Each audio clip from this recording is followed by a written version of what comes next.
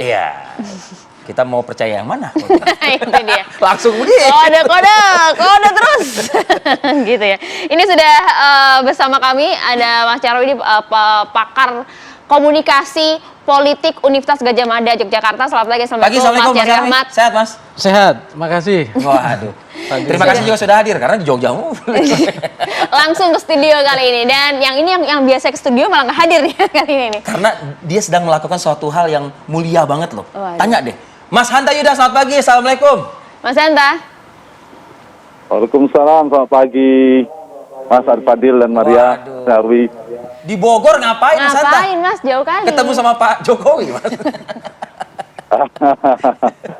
Di Bogor, rutinitas saya menjenguk anak saya yang boarding school. Mulia. Waduh. Ini Iya kan. Ada komentar Mas Nyarwi? Ada komentar soal ini? Ini lain nanti topiknya jadinya. Oke. Saya ke Mas Nyarwi deh terlebih dahulu. Mas Nyarwi, bukan hanya Gibran, bukan hanya Kaisang, tapi Gibran juga ya. Meskipun sudah ditabayun lah istilahnya, sudah diklarifikasi ke DPP. Pertanyaannya kemudian begini, ini apakah bergerak sendiri atau atas perintah Gibran dan juga Kaisang melakukan manuver-manuver seperti ini? nggak mungkin dong ayah ada yang nggak tahu, ibaratnya begitu kalau masyarakat menangkap kan. Kalau perintah secara eksplisit, dugaan saya mungkin itu sulit kita baca secara langsung karena datanya nggak bisa kita lihat. Oke. Tetapi bahwa itu atas pengetahuan, ya saya kira nggak mungkin dong kalau Pak Jokowi tidak tahu kan gitu. Iya. Nah ini yang kemudian. Meskipun anak-anaknya sudah besar, sudah berumah tangga. Iya betul. Tapi kalau kita lihat dalam politik Indonesia itu kan entitas yang menonjol itu bukan individu saja, tapi keluarga. Kita ini kan mewarisi semacam politik oligarki, dinasti, ya kayak gitulah. Keluarga itu juga menjadi simbol gitu ya. Di partai politik kita juga lihat ada keluarga A, B, C, D, E gitu kan. Dan saya kira itu juga kemudian kenapa semua tindakan Gibran, Kaisang kemudian selalu dilihat terkait Pak Jokowi kan gitu kan. Ya. Nah seperti ini dan ini yang kemudian kan kita tahu belakangan beberapa hari kan memunculkan spekulasi ini dukungan Pak Jokowi mau kemana kira-kira gitu kan. Bulatnya kemana sih gitu loh? Atau terbelah-belah jangan-jangan kan gitu. Ya kalau kita lihat dari data survei sama apa yang terjadi di relawan nyatanya terbelah kan gitu. Betul. Kan gitu.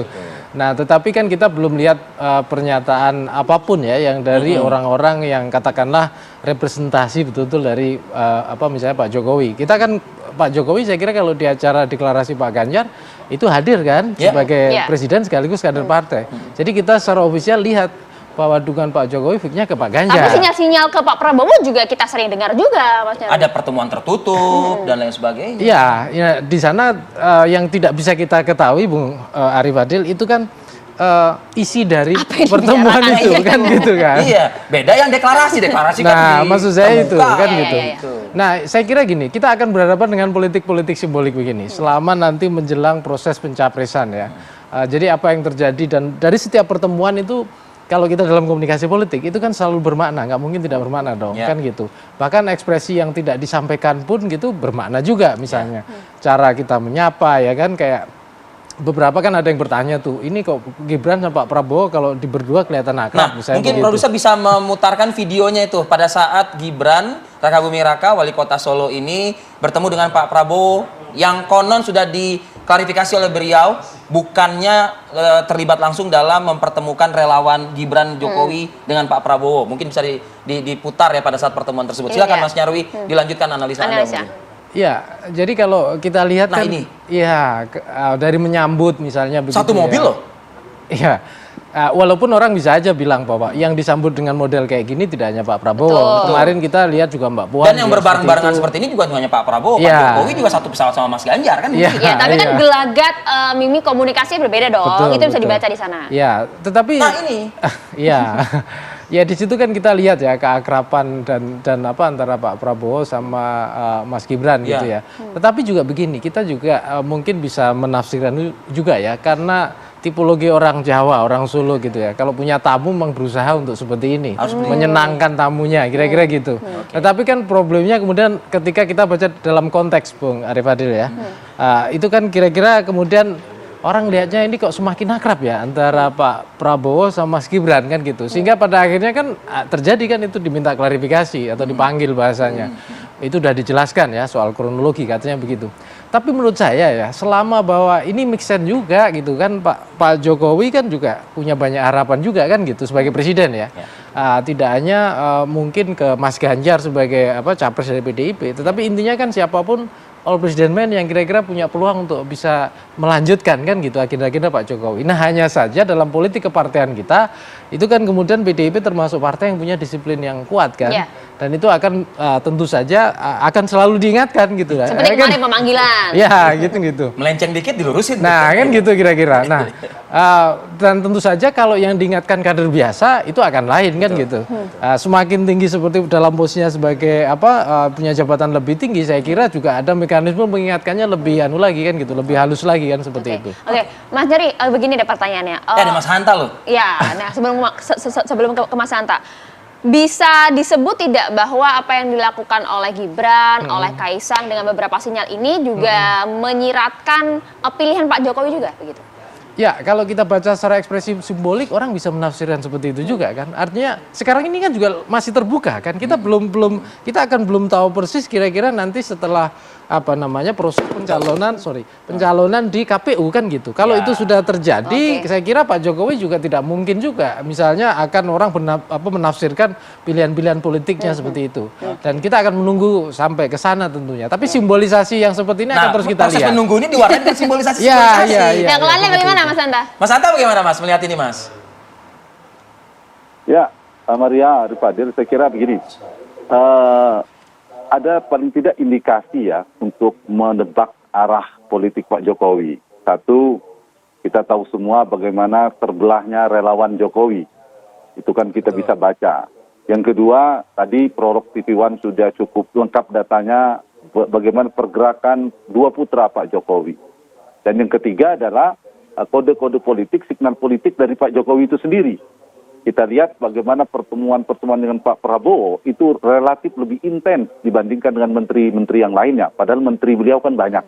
Bahkan terakhir pulang dari Hiroshima, Jepang, beliau pertama yang ditemui adalah Pak Prabowo.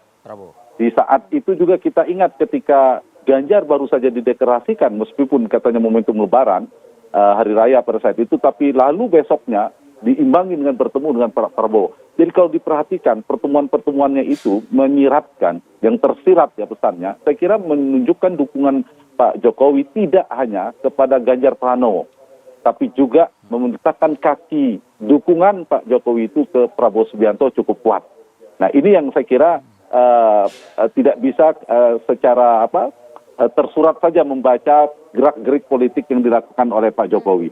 Saya melihat juga ada dua, kalau kita baca mengapa seperti ini, pasti kita bacaannya dua ya. Satu, ini memang ada upaya atau ikhtiar politik dari Pak Jokowi ingin menggabungkan dua kekuatan koalisi ini menjadi koalisi besar, atau dua figur yang potensial ini, sembari mencermati perkembangan elektabilitas dan kekuatan politik Anies Baswedan.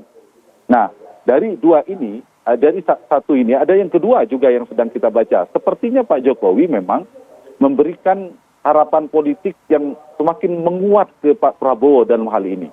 Soal saya ingin memulainya dengan 3 skenario politik yang menjadi primadona atau yang menjadi prioritas skema koalisi pilpresnya Pak Jokowi. Satu, kita tadi sudah Mas Nyarwi juga sudah singgung, di mana yang paling aman, yang paling disenangi Pak Jokowi tentunya, yang sudah sering narasinya dibicarakan, 2 poros koalisi saja yang bertarung. 2 capres saja yang all the president men itu antara Prabowo dan Ganjar. Satu itu. Tapi realitasnya kan ada figur lain yang berdiametral dengan Pak Jokowi, yang dianggap antitesa, yang mengusung perubahan, yaitu Anies Baswedan. Masuklah skenario kedua. Kalau ini terjadi, maka Pak Jokowi pasti memilih 2 kekuatan ini disatukan menjadi kekuatan besar, sehingga lebih mudah untuk mengalahkannya. Yang ketiga, ini sulit dilakukan. Nah, ini yang sedang terjadi per hari ini, yaitu skenario yang ketiga, skemanya yang menguat. Yaitu akan ada 3 poros koalisi, 3 capres yang sesuai elektabilitas dan potensi menang, yaitu Prabowo, Ganjar, dan Anies Baswedan. Maka dengan 3 posisi ini, kemungkinan besar akan berlangsung 2 putaran, Mas Fadil. Ari Fadil. Jadi, karena 2 putaran, kalau kembali ke yang skenario pertama, pastilah yang dikehendaki, yang akan lolos di putaran pertama, yang akan bertarung, adalah pertandingan persahabatan dalam perspektif Pak Jokowi, yaitu Prabowo versus Ganjar. Mereka tidak bisa bertanding, dia berharap bertandingnya persahabatan. All Indonesian final. Tapi, iya, tapi kalau ternyata Anies Baswedan lolos di putaran pertama, bertarung di putaran kedua, maka Pak Jokowi menjadi penting untuk mengkalkulasi siapa di antara dua orangnya Pak Jokowi ini lebih siap berhadapan dengan Anies Baswedan, Ganjarkah atau Prabowo. Ini penting, karena kalau kemudian di putaran kedua kalah, ini juga menjadi kalkulasi yang terus dipertimbangkan Pak Jokowi. Dan kondisi ini akan dipantau terus. Dua kondisi yang akan memantau apakah mereka dipaksa bersatu atau dibiarkan berdua seperti sekarang ini maju sendiri. Satu adalah dinamika elektoral dua orang ini sendiri. Kalau mereka misalnya jaraknya masih kompetitif seperti sekarang, Pak Prabowo kan peluang menangnya sama Ganjar relatif sama. Kedua, Anies juga di angkanya masih stabil atau stagnan di sana, maka sepanjang itu kesimpulan sementara saya kemungkinan mereka akan bertanding, berlawanan ketimbang Mas Hanta, menarik kalau kita bicara mengenai dinamika elektoral, Mas. Sampai di situ dulu, nanti kita lanjutkan usai jeda, boleh ya? Sesaat lagi pemirsa untuk Anda. Baik. Flor. Ya, kita lanjutkan diskusi kembali. Mas, tadi Mas Santo sudah jelaskan panjang lebar bagaimana juga tentang dinamika elektoral. Apakah ini yang kemudian menjadi pertimbangan Pak Jokowi juga untuk, ya kalau bisa kita katakan bermain dua kaki itu tadi? Ya, saya kira pertimbangannya nggak hanya dinamika elektoral. Dinamika elektoral itu pasti ya. Gini, posisi Pak Jokowi itu kita harus lihatnya dari posisi Pak Jokowi. Dan itu menjadi sumber pengaruh kekuasaan Pak Jokowi juga. Yang pertama kan dia presiden, itu jelas presiden di sini juga dalam posisi dia ini juga ketua koalisi partai kan gitu. Jadi pengaruhnya juga termasuk saya kira kepada pimpinan-pimpinan partai yang sekarang juga ada di sekeliling di kementerian gitu ya. Kemudian juga selain itu Pak Jokowi kan kepala negara juga ada dalam struktur birokrasi pemerintahan pusat sampai daerah. Itu yang kedua. Nah yang ketiga juga ini kaitannya dengan Pak Jokowi itu juga dipilih mendapatkan legitimasi kan dari masyarakat dan bertanggungjawabkan kinerjanya. Sehingga angka approval rating Pak Jokowi itu menjadi basis legitimasi Pak Jokowi, ya kan? Sampai hari ini kayak kemarin Kompas berapa itu 70,1% ya approval ratingnya. Dan dari angka itu kan berapa persen yang mendukung misalnya para capres hari ini yang nama-nama itu. Jadi ini yang saya kira menjadi basis salah satunya kenapa Pak Jokowi itu naturalis, secara natural itu sebenarnya dalam posisi juga kingmaker. Kenapa? Karena sentralitas posisi dia ini di tengah sumber-sumber kekuasaan yang melingkupinya kan gitu. Nah ini yang saya kira juga selalu dinamikanya akan bergeser terus menerus. Jadi elektoral bunyinya seperti apa perkembangannya ya ke masing-masing capres cawapres yang ada termasuk yang dipandang dekat sebagai all president man ini ada dua orang Mas Ganjar dan Mas Prabowo itu satu. Terus yang kedua juga termasuk dinamika yang terjadi di kalangan pemimpin partai politik yang itu tentu saja masih dalam jabatan seperti menterinya Pak Jokowi termasuk Pak Prabowo kan kita lihat seperti itu. Makanya kayak kemarin kan pertemuan Pak Prabowo dengan Pak Jokowi dalam konteks apa? Apakah menteri sebagai Menhan ketemu presiden gitu atau ini ada ketua umum partai juga ketemu presiden juga ketua partai koalisi atau bahkan ini sosok cawapres gitu ya yang ketemu juga presiden juga sebagai kingmaker misalnya begitu. Jadi bisa tiga-tiganya sih sebetulnya. Memungkinkan juga itu memungkinkan. Ya, jadi kan akan munculkan interpretasi itu Maria sama Ari kan gitu. Oke, saya juga ingin mengajak Mas Nyarwi, Mas Hanta juga untuk menyimak nih. Jadi Gibran pun juga sudah menyampaikan klarifikasi ya, usai menjalani pemanggilan sekaligus pemeriksaan di DPP PDI Perjuangan. Kita simak pernyataan atau kutipan Gibran Rakabuming Raka berikut ini.